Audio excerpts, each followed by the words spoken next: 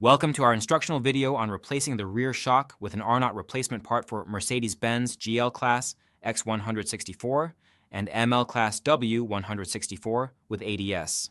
Proper installation is crucial for optimal performance and safety. Let's get started with the step-by-step process.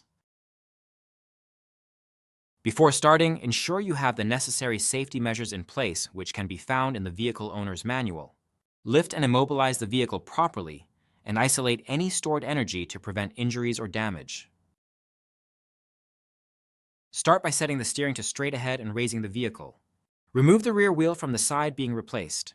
This will give you access to the necessary components. Next, locate and disconnect the air spring's airline connection to relieve stress from the suspension. In the rear cargo area, remove all applicable trim panels to gain access to the upper shock mounting fasteners. Follow the manufacturer's instructions for removing interior paneling. Lift the insulation to access the top mount nuts. Loosen and remove these nuts to proceed with the shock removal. Disconnect the shock's dampening solenoid electrical connector located just behind the shock on the control arm. This will allow you to safely remove the old shock.